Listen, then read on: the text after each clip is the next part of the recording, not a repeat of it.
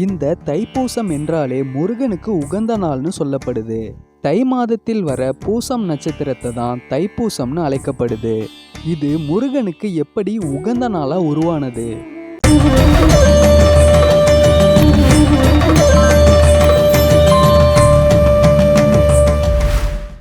சிவபெருமான் நடராஜராக ஆனந்த தாண்டவம் ஆடிய நாளை தான் நாம ஆருத்ரா தரிசனம்னு சொல்றோம்.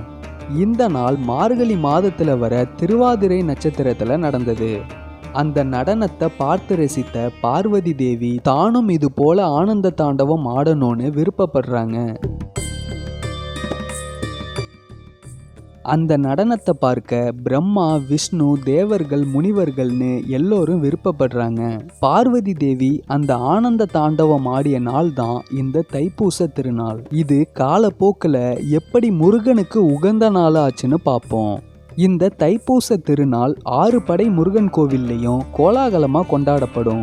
6 படை வீடுகள்ல கோலாகலமா நடந்தாலும் பழனிமலை முருகன் கோவில்ல ரொம்ப சிறப்பா கொண்டாடப்படும். இந்த பழனிமலையில ஏன் இவ்வளோ சிறப்பா நடக்குதுன்னா, இந்த பழனிமலை அடிவாரத்துல பெரியநாயகி அம்மன் மற்றும் கைலாசநாதருக்கு ஒரு தனி கோவில் இருக்கு. அந்த கோவில்ல உள்ள பெரியநாயகி அம்பாளுக்கு தைப்பூச நாள் உகந்த நாளா இருந்தது. அந்த கோவில்ல சிவனுக்கும் அம்பாளுக்கும் நடுவுல தான் முருகன் சன்னதி இருக்கும்.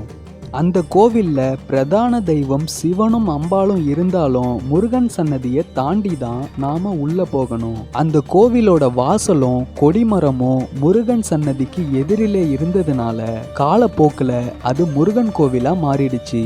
இப்போ தைப்பூச நாள் முருகனுக்கு உகந்த நாளா எப்படி ஆச்சுன்னு பார்ப்போம். சிவபெருமானுக்கு பிரணவ மந்திரத்தை முருகன் சொல்லி கொடுத்த நாள் இந்த தைப்பூச திருநாள் தான்.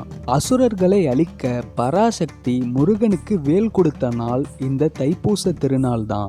அதனால தான் இந்த தைப்பூச திருநாள் முருகனுக்கு உகந்த நாளானது. அது மட்டும் இல்லாம அகத்தியர் தமிழ் மொழிய முழுமையா கற்பித்த நாளும் இந்த தைப்பூச திருநாள் தான். வள்ளலார் முக்தி அடைஞ்ச நாளும் இந்த தைப்பூச திருநாள் தான். இத்தனை சிறப்பு மிக்க நாள் தான் இந்த தைப்பூச திருநாள். இந்த 2025 பிப்ரவரி மாதம் 11ஆம் தேதி வியாழக்கிழமை இந்த தைப்பூச திருநாள் வருது.